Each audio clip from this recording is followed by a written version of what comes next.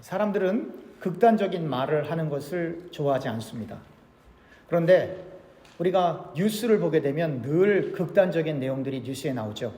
사람이 죽었다든지 전쟁이 일어났다든지 회사에서 어떤 사람이 큰 돈을 횡령했다든지 정치인이 뇌물을 받았다든지 그러한 극단적인 일들로 뉴스가 늘 가득 찹니다. 그래서 마음이 약하신 분들은 뉴스 보는 거 별로 안 좋아하고, 저 같은 경우도 뉴스를 보는 걸 별로 안 좋아하는 이유가 기분 좋게 들어왔다가 뉴스를 보면 얼굴이 어떻게 돼요? 안 좋죠? 또 우리가 읽는 이 성경도 너무나 극단적인 내용들이 많이 있습니다. 여러분, 예수님을 따랐던 제자들은 어부들이 많았는데요. 여러분들, 제가 늘 강조하지만 어부들을 무시하면 안 됩니다. 그 당시나 오늘날이나. 오늘날도 이 어부들은요, 한 달에 한 5번에서 7번만 일하면 한 달치 생활비를 다 벌어요. 모르셨죠? 그리고 그 배가요, 여러분들이 아무리 좋은 차를 타고 다녀도요, 배의 가격이 웬만한 고급 승용차보다 훨씬 몇 배 비쌉니다, 여러분. 그런데 예수님 당시에도 이 어부들이 배가 있었어요. 그물이 있었어요. 근데 예수님을 만나는 극적인 상황이 발생합니다. 얼마나 극단적인 선택을 하냐면 그 그물도 버리고 배도 버리고 직업도 버리고 예수님을 따라가는 이러한 극단적인 선택을 하게 됩니다. 여러분, 구약을 읽어보십시오. 얼마나 극단적인 내용들이 많아요. 하나님께서 아브라함에게 네 독자 아들을 바치라는 거예요. 그 실제로 막 모리아에 있는 한 산에서 이렇게 죽이려고 하지 않습니까? 이렇게 자기가 살고 있는 땅도 떠나게 하시고, 또 여러분 모세를 한번 보세요. 모세가 이제 나이가 80이 되어서 힘도 없고 연약한데, 아니 이집트로 가서 왕에게 얘기를 해갖고 그 수많은 이스라엘 백성들을 다 출애굽시키라는 거예요. 아니 이보다 더 극단적인 얘기가 더 어디 있어요? 그래서 그 모세가 가서 왕에게, 또 왕이 만나주는 것도 참 신기하죠. 만나줘서 이스라엘 백성들을 나가게 하는 이러한 극단적인 모험을 하게 됩니다. 이렇게 성경에는 너무나 극단적인 얘기들로 꽉 차 있어요. 바울 같은 경우만 봐도 예수님 만나고 나서 그의 인생이 완전히 바뀌지 않습니까? 심지어 복음 전하다가 감옥에 갇히기도 하고, 이러한 극단적인 일들로 가득 차 있습니다. 그럼 여러분들의 인생은 어떻습니까? 여러분들과 저의 인생도 극단적인 일로 가득 차 있습니다. 여러분들과 제 인생 가운데 가장 극단적인 결정이 뭔지 아십니까? 결혼입니다. 결혼이에요, 결혼. 수많은 남자들과 수많은 여자들을 뒤로하고 그 중에 한 명을 선택해서 이 사람만 바라보고 일평생 살겠다고 결정하고 결혼식한 그 결정이 얼마나 극단적이에요. 또 사람마다 또 다른 극단적인 결정들이 많이 있는데, 그 중에 하나가 미국에서 이민 생활을 하시는 분들에게 있어서 또 극단적인 결정은 뭐예요? 일가 친척 다 버리고 미국으로 넘어오신 것, 미국으로 이민 오신 것, 그보다 더 극단적인 게 어디 있어요? 그리고 우리의 삶 가운데 너무나 어렵고 극단적인 일들이 발생하지 않습니까? 처음에 이제 공부를 하러 왔던, 일을 하러 왔던 미국에 들어오면요, 정신없어요. 적응도 해야 되고요, 열심히 일을 하고요, 다른 게 안 보여요. 그런데 그렇게 열심히 공부를 하던 일을 하던지 간에 자꾸 삶 속에서 좋은 일도 있지만 좋지 않은 일도 가끔씩 일어나는데, 좋지 않은 일이라고 하는 건 뭐예요? 불행한 일이죠. 힘든 일이죠. 근데 그 불행한 일도 힘든 일도 내 자신이 무엇인가 할 수만 있다면 해결하면 되는데, 진짜 큰 일은 우리 마음대로 해결이 돼야 안 돼요? 안 돼요. 진짜 큰 일은 우리 힘을 넘어가 있다 이 말이에요. 근데 또 이 극단적인 얘기가 또 나오는데, 우리의 각각의 인생 가운데 그 가장 극단적인 일 끄트머리에 있는 존재가 있는데, 그게 누구예요? 여러분들과 저의 자식입니다. 우리 마음대로 안 돼요. 할 수 있는 게 이만큼도 없어요. 그래서 성경엔 극단적인 얘기로 가득 차 있고, 뉴스에 극단적인 얘기로 가득 차 있고, 여러분들과 저의 인생에도 다 평범해 보이지만 이 세상에서 제일 어려운 게 평범한 거다. 아시죠? 이 세상에서 제일 어려운 게 평범한 거예요, 사실은. 우리의 인생도 늘 극단적인 걸로 가득 차 있어요. 왜 그러냐? 이 땅에 있는 게 전부 허망한 것이기 때문에 그렇습니다. 오늘 본문 17절입니다. 그러므로 내가 이것을 말하여 주 안에서 증언하노니 이제부터 너희는 이방인이 그 마음에 허망한 것으로 행함같이 행하지 말라. 지금 여기에 나와 있는 이 허망한 것은 세상에서 방탕하고 잘못된 길로 가는 것을 이야기하지만, 그러나 성경을 더 면밀히 보게 되면 이 땅에 존재하는 자기 자신부터 허망한 거예요, 여러분. 자기 자신부터 허망하지 않은 게 없어요. 갈등이라고 하는 거, 욕심이라고 하는 것, 또 사람을 죽이는 살인이라고 하는 것, 또 거짓말하는 것, 탐욕이라고 하는 것, 뭘 훔치는 것, 다 어디서부터 나오나요? 누군가가 우리를 힘들게 해서 미운 감정이 생겼지만, 그러나 그 미움이 도출되는 건 나로부터 나오는 거예요. 다른 사람은 그냥 자극할 뿐이에요. 그 미움이 깊어지면 사람까지 죽이는 거예요. 회사에서 일을 하는데 큰 눈먼 돈이 있어요. 그 돈을 가져가도 아무도 모를 것 같아. 모든 기관마다 다 눈먼 돈이 있거든요. 그래서 그 눈먼 돈을 가져가도 아무도 모를 것 같아. 그걸 볼 때마다 갖고 싶은 마음이 생겨요. 물론 거기 눈먼 돈이 있기 때문에 그걸 갖고 싶지만, 그러나 그 눈먼 돈에 대한 그 집착이 돈으로부터 와요, 나로부터 와요? 나로부터 오는 거예요. 나로부터 오는 거예요. 아담과 하와가 처음에 창조되었을 때 하나님께서 모든 열매는 먹어도 되지만 동산 중앙에 있는 선악을 알게 하는 나무의 열매를 먹으면 안 된다라고 말씀해 주셨죠. 근데 뱀이 와서 먹어도 돼. 먹으면 하나님처럼 되는 거야. 뱀이 자극을 했지만, 그러나 하나님처럼 되고 싶은 그 교만한 마음이 어디서부터 시작하는 거예요? 마음에서부터 시작하는 거예요. 근데 여러분, 모든 것이 마음에서부터 시작한다라고 하는 건 모르는 사람 아무도 없어요. 그런데 우리 마음을 자극한단 말이에요. 누가 나에게 욕을 한다든지, 누가 나를 힘들게 한다든지, 어떤 좋은 것이 보인다든지, 노력 안 해도 큰 물질을 얻을 수 있다든지, 아니면 어떤 잘생긴 남자 혹은 예쁜 여자가 나에게 자꾸 웃음을 친다든지. 대한민국에서는 제가 말씀드렸잖아요. 독일에서 10년 넘게 열심히 공부하고 와갖고 강사로 강의하다가 그 학생이 눈에 꼽힌 거예요. 그래서 10년 동안 공부한 거 다 끝나버렸어요. 10년 동안 공부한 거 다 끝나버려요. 그것만 끝났겠어요? 부인도 잃었어요. 자식도 그 아빠 안 봅니다. 이런 일들이 다 너무나 극단적인 선택을 그분이 하셨지만, 이런 일들이 많이 일어나요? 적게 일어나요?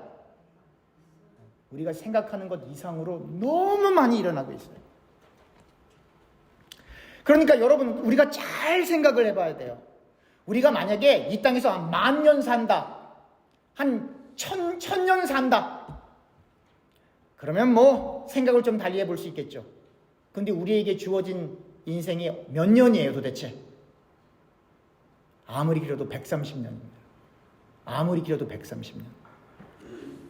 90 넘으면서부터는 장담할 수 있는 게 아무것도 없어요. 그런데 여러분들 나이에서 지금 여러분들이 태어나면서부터 지금까지 한번 돌이켜보세요. 시간이 빨리 지나가요? 천천히 지나가요? 제 마음은 아직도 18살, 21살이에요. 제 마음은. 지금도. 근데 저만 그런 줄 알았더니 통계를 보니까 80세에서 90세 사이에 있는 어른들을 갖고 통계를 해보니까 그분들의 마음도 제 마음하고 똑같아요. 그분들의 마음도 제 마음하고 똑같아요. 그러니까 더 슬프신 거죠.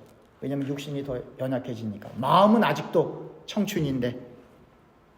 더군다나 미국에 와서 보세요. 80이 넘으셔도 다 운전하고 다니시죠. 짐도 막 다 혼자 옮기시죠. 영어도 잘하시죠. 아마 한국에 있는 80대 중반에 있는 어르신들이 미국에 있는 80대 중반에 있는 그 친구들이겠죠. 보면 깜짝 놀랄 거예요. 근데 이게 좋은 건지 나쁜 건지 모르겠어요. 한국에선 자녀들이 다 해주니까. 이렇게 이 세상에 하나님이 빠져버리면 모두 다 허망한 거예요. 누구부터 시작해서? 나로부터 시작해서. 그래서 예수님께서 죽은 나사로를 살리잖아요. 죽어있는 상태에 살린다고요. 그러니까 예수님이 빠져버리면 살아있어도 죽은 상태이기 때문에 그게 죽은 사람 살려내는 게 키포인트가 아니고, 나사로처럼 영적으로 죽어있는 사람이 예수님을 믿을 수 있는 방법은 주님께서 살리시는 방법밖에 없다라고 하는 거예요. 죽어있는 사람은 안 들려요. 근데 예수님께서 나사로에게 말을 거셔 일어나라 하니까 그 소리가 들리니까 일어난 거거든요. 여러분, 바깥에 나가서 복음을 아무리 증거해 보세요. 예수님이 당신을 사랑합니다. 예수 믿으면 천국 갑니다. 아무리 증거해 보세요. 그 소리는 들리는데 그 내용의 소리가 안 들려요. 하나님이 불러주신 사람만 그 소리가 들리는 거예요. 그 소리가 들리면 다른 사람이 문제가 아니라 나부터 죄인이구나. 나부터 허망한 존재구나. 내가 nothing, 아무것도 아닌 존재구나. 성경을 조금 읽으니까 내가 먼지였네. 그래서 예전에 지내던 허망한 것을 추구하던 그 모든 것에서 자꾸 멀어지고 예전에 우리가 좋아했던 연락과 즐거운 일들이 점점 재미가 없어지는 거예요. 18절, 그들의 총명이 어두워지고 그들 가운데 있는 무지함과 그들의 마음이 굳어짐으로 말미암아 하나님의 생명에서 떠나 있도다. 성경에서 무지하다, 마음이 굳어졌다라고 하는 건 하나님으로부터 벗어나 있다라고 하는 거예요. 하나님의 생명, 하나님의 말씀에 떠나 있는 거예요. 그럼 하나님의 생명과 하나님의 말씀으로부터 떠나 있으면 사람들이 하나님의 생각을 안 물어보고 자기 생각대로 살아요. 그래서 하나님 중심적인 사람이 아니라 자기 중심대로 기도하고 자기 중심대로 신앙생활, 그걸 종교생활이라고 하는 거예요. 자기 중심대로 예수를 믿어도 예수가 그 안에 없기 때문에 자기 마음대로 하고 다 합리화하는 거예요. 기도에도 이렇게 해요. 기도는 하나님과의 소통이라면서요. 커뮤니케이션. 근데 기도할 때도 될 줄로 믿습니다. 누가 준다 그랬나? 되기는 뭐가 돼? 하나님한테 이걸 구해도 되는지 안 되는지 물어보지도 않고 이거 주세요, 저거 주세요, 될 줄로 믿습니다라고 기도한다 이 말이에요. 그리고 그 기도가 응답이 되면 간증이라고 하는 걸 해요. 또 그게 응답이 안 되면 믿음이 연약하다고 사람들이 얘기를 해요. 성경 어디에 그런 말이 써 있어요? 기도는 영적인 호흡이요, 하나님과의 대화라면서요. 하나님 앞에 일방적으로 내 뜻 다 통보하고 그것이 이루어지길 바란다라고 한다면 그건 기도입니까? 주문입니까? 제가 우리 김 장로님하고 대화를 하는데 전화를 해서 김 장로님 7시까지 어디로 오세요? 전화를 끊어버리면 그건 대화예요? 통보예요? 통보. 그 대부분의 신자들이 다 하나님 앞에 통보해. 하나님 내 말 안 들으면 저 40일 금식 기도합니다. 이건 협박까지 해. 우리의 자녀들이 우리에게 하는 것처럼 아빠 이 컴퓨터 안 사주면 나 학교 안 가. 그럼 제가 뭐라 그러겠어요? 땡큐 등록금 아껴줘서 고마워. 가지 마라. 안 가도 돼. 물론 그렇게 얘기하지는 않지만 제 아들이 저한테. 그러니까 결국은 뭐예요? 하나님을 우리 마음대로 하고 싶은 거예요. 참 안타까운 표현들이 그런 표현들은 제 마음을 아프게 하는데 하나님이 앉아 계신 보좌를 흔들어서 그 하나님의 뜻을 바꾼다고요? 그럼 하나님이 어떤 뜻하신 바가 있는데 그 뜻을 인간이 막 흔들어서 그 뜻을 바꾸면 그분이 하나님이에요? 아니에요? 아니죠. 제가 늘 강조하잖아요. 하나님의 말씀이라고 하는 건 인간이 어떤 행동을 해서 그에 대한 반응으로 하나님이 뜻을 정하거나 바꾸시는 게 아니라 여러분들과 제가 이 땅에 태어나기 이전부터 이 세상에서 하나님께서 태초에 천지를 창조하기 이전부터 하나님의 모든 뜻은 다 정해져 있는 거예요. 그래서 하나님의 모든 뜻은 이미 우리 입장에서는 그 때가 오기를 기다리지만 하나님의 시간 속에서는 그 모든 뜻이 다 완성되어 있는 거거든요. 그래서 주님만 바라보는 사람은 제가 늘 강조하는 것처럼 사람 보고 실망하지 않습니다. 환경 보고 실망하지 않습니다. 그래서 바울과 실라가 전도하다가 감옥에 갇힙니다. 여러분, 우리가 잘못하다가 감옥에 갇힐 수 있어요. 사람이기 때문에.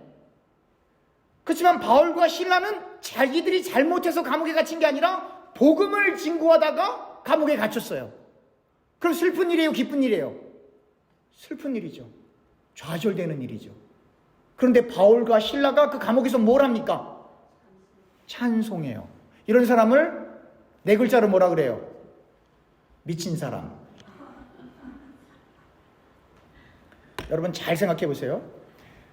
내가 배가 있고 내 가족이 저기 살고 결혼까지 해서 장모까지 저기 있고 베드로 얘기하는 거예요. 그런데 예수를 만났더니 그 배도 버리고 그물도 버리고 가족을 떠나서 마치 아브라함이 내 본토 친척 아비 집을 떠나 내게 지시한 땅으로 가라. 아브라함은 못 갔어요. 그때 성경을 자세히 보면 못 갔다고요. 아버지 데라를 따라 졸졸졸 따라다니다가 결국은 혼자 있게 되지만, 그러나 베드로 같은 경우는 예수님 만나고 그걸 다 뒤라고 정말 따랐다고요. 얼마나 극단적인 선택인데요. 근데 여러분들은 예수님 만나셨습니까? 여러분들 일생일대의 그런 극단적인 선택을 한번 해보셨습니까? 실제로 직장은 버리지 않더라도, 실제로 가족은 버리지 않더라도 여러분들의 마음가짐이 나는 왜 이럴까라고 한탄하고 근심하고 회개하며 극단적인 선택을 하며 나는 이제는 죄 짓기 싫어요라고 다짐해 보신 적은 있으십니까? 왜 이런 질문을 드리냐면, 오늘의 이방인들이 그랬거든요. 예수님을 믿기는 믿었는데 마음이 굳어졌어요. 예수님을 믿기는 믿었는데 그 마음이 생명의 빛이 가려져서 무지한 상태가 되었어요. 그래서 예수님을 믿기 전에 하던 말 똑같이 말하고, 예수님을 믿기 전에 행하던 것 똑같이 행하고, 예수님을 믿기 전에 방탕했던 그 엉뚱한 데를 똑같이 가고, 예수님을 믿기 전에 쫓아냈던 그 그 돈을 똑같이 따라다니고, 그런 일이 발생했던 거예요. 그래서 19절 20절에 이렇게 써 있어요. 그들이 감각 없는 자가 되어 자신을 방탕에 방입하여 모든 더러운 것을 욕심으로 행하되 오직 너희는 그리스도를 그같이 배우지 아니하였느니라. 너무나 중요한 표현이거든요. 여러분, 예수를 믿으면 우리가 다 아는 것처럼 우리의 모든 과거의 죄가 해결이 됐습니다. 현재의 죄도 해결이 됐습니다. 미래의 죄도 이미 해결이 된 게 맞아요. 그러니까 어떤 일이 벌어지냐면, 그래?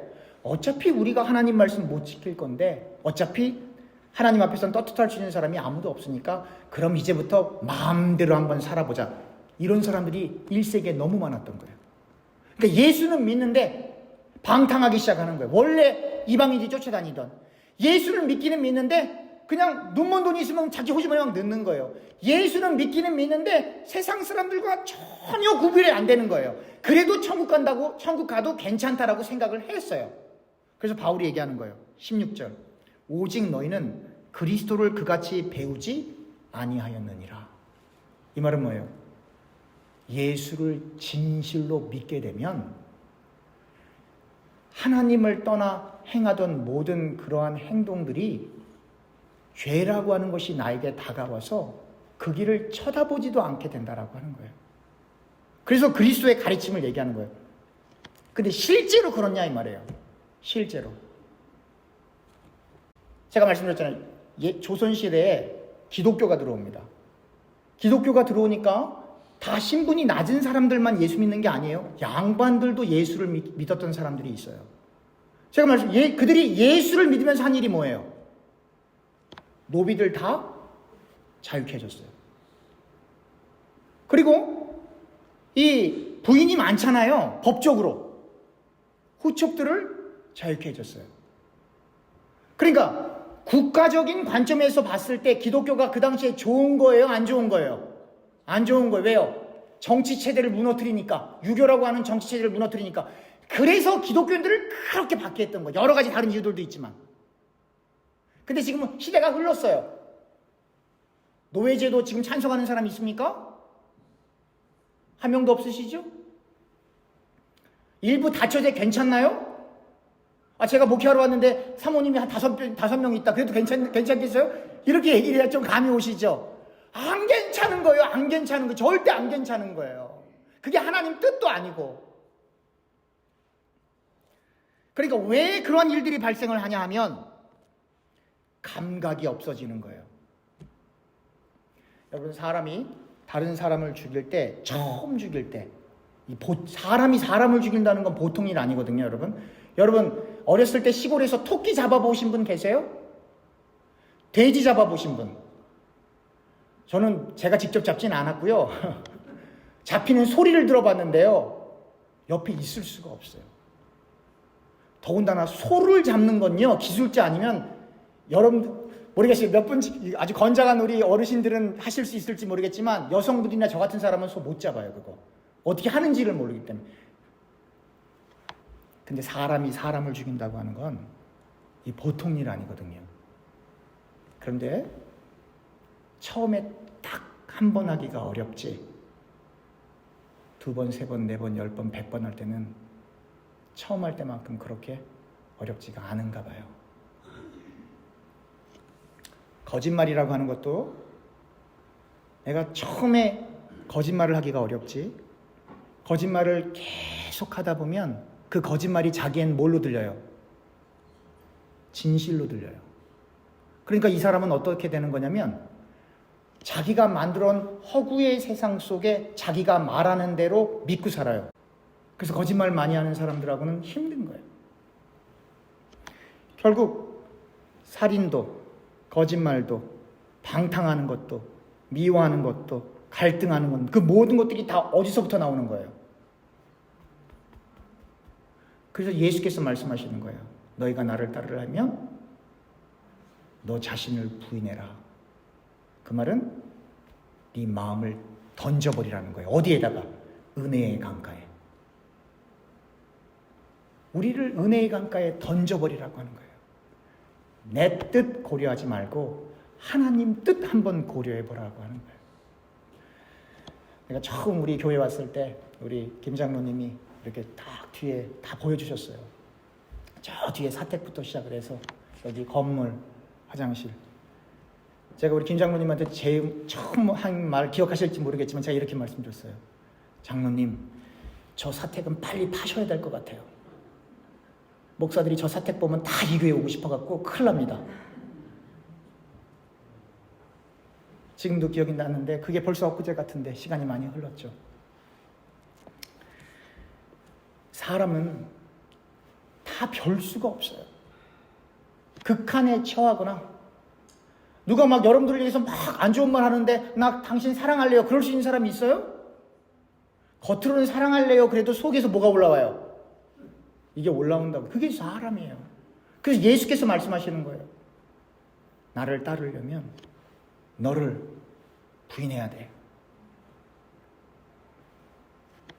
그래야만 나를 따를 수 있는 거야.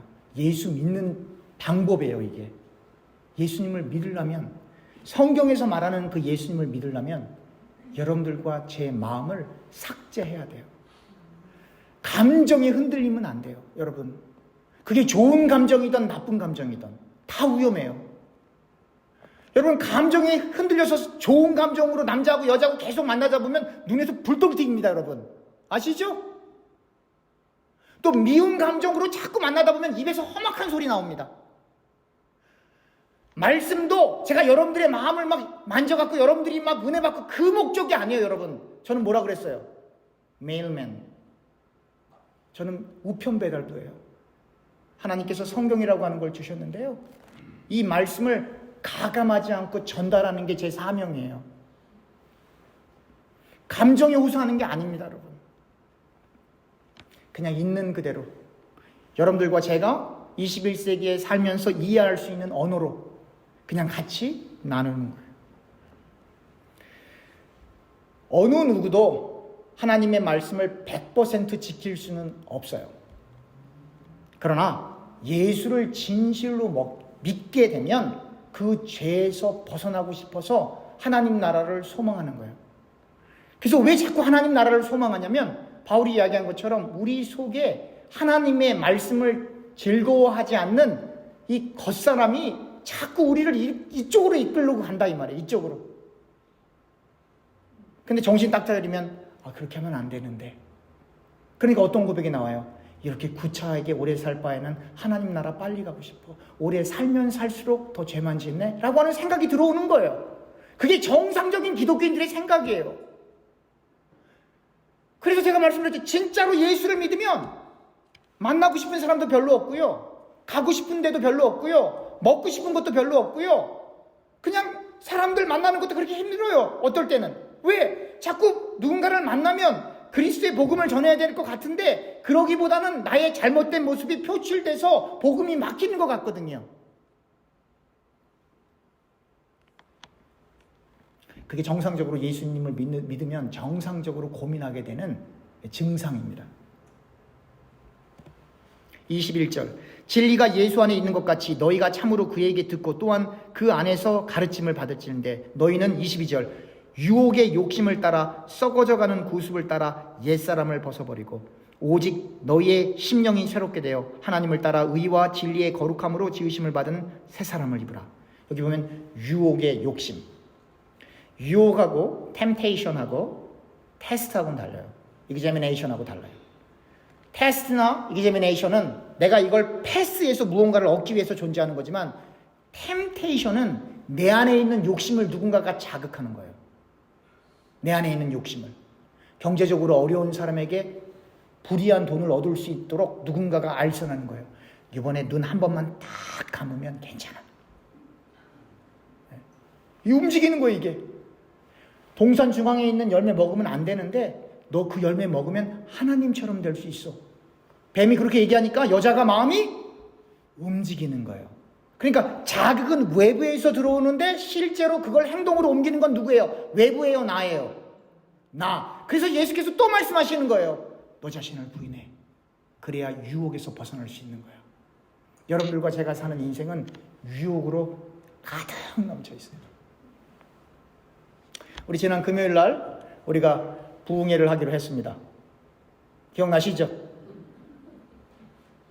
그런데 잘 마무리되어서 누구의 잘못도 아니고 잘 마무리되어서 그분께서 우리 교회에서 집회를 못 인도하게 되셨어요. 그 누구 뜻이에요? 하나님 뜻이에요. 잘못한 사람은 아무도 없어요. 한 명도 없어요. 그분도 국가의 부름을 받고 급하게 움직이셨을 거예요. 우리도 최선을 다해 떡도 맞추고요, 호텔도 예약하고요, 음식도 맞추고요, 포스터도 하고요. 우리도 최선을 다했어요. 그러나 제가 늘 강조하잖아요. 성경에서 말하는 복은 농사꾼이라 그러면 안 돼요. 농부님들을 무시하면 안 됩니다, 여러분. 농가에 있는 분들이 농사만 진다고 가난할 거라고 생각하지 마세요. 여러분, 소가 100마리 있는 사람들은 농사꾼입니까? 사장님입니까? 소 한 마리가 얼만데요, 여러분? 네, 엄청 부자예요. 사람이 없어서 그걸 못하는 거지.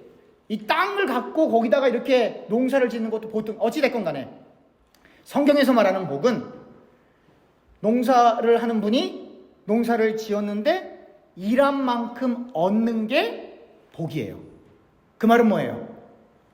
수확할 때 일한 만큼 수확하지 못하는 경우가 많다, 적다? 많다라고 합니다.